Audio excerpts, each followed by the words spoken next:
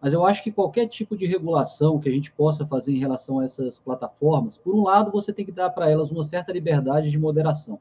Né? Você não pode deixar como uma medida provisória do governo quis fazer, do governo Bolsonaro, de uma lista, números clausos fechada de pontos em que ela poderia excluir o conteúdo e tal, porque são hipóteses que a gente não pode conceber ou pode imaginar que podem acontecer. Então tem que ser uma lista aberta. Por outro lado, você não pode dar o poder total a essas plataformas que tratam nossos dados de um volume enorme, com capacidade analítica enorme, conhecem os nossos gostos, preferências, inclinações políticas e filosóficas, e podem jogar com isso daí, fazendo com que nós tomemos ou façamos escolhas que não sejam aquelas que a gente queria fazer.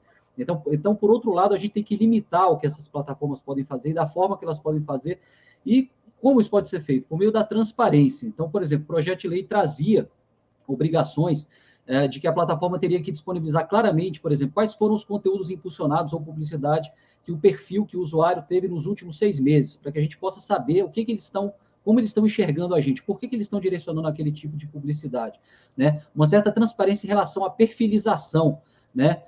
Como é que eles estão fazendo a nossa perfilização e quais são as premissas que eles estão levando em conta. Obviamente, sem entregar a fórmula da Coca-Cola, mas levando isso também em consideração.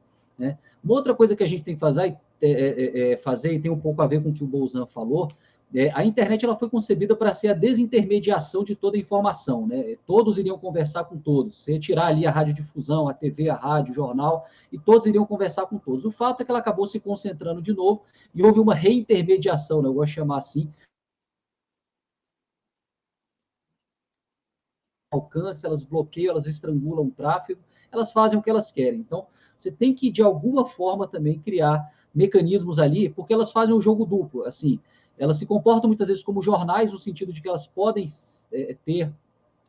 realizar atividades editoriais, né? Então, eu posso fazer o que eu quiser com o conteúdo. Aí, por outro lado, elas falam, não, nós somos um mero canal de transmissão, portanto, não podemos ser responsabilizados. Então, por um lado, elas editam conteúdo, mas não são responsabilizadas como a mídia tradicional. E, por outro lado, elas dizem que são apenas um meio de comunicação imparcial e neutro, né, e que, portanto, não deveriam ser responsabilizadas. Elas fazem um jogo duplo, variando pelo país, pelo momento, pela situação, e a gente tem que criar um meio termo. De fato, elas não são uma mídia tradicional, porque são, na maioria das vezes, os usuários que postam conteúdos, ou no caso de buscadores, esse conteúdo é indexado de terceiros, né? Mas elas fazem, sim, algum tipo de edição. Elas não são como um telefone que leva a mesma comunicação de uma ponta a outra sem modificá-la e sem influir naquela comunicação. Então, a gente tem que encontrar um meio termo, né, razoável, sem interferir, lógico, na livre iniciativa, na liberdade empresarial das empresas, mas também ficando atento a essas novas questões que são colocadas.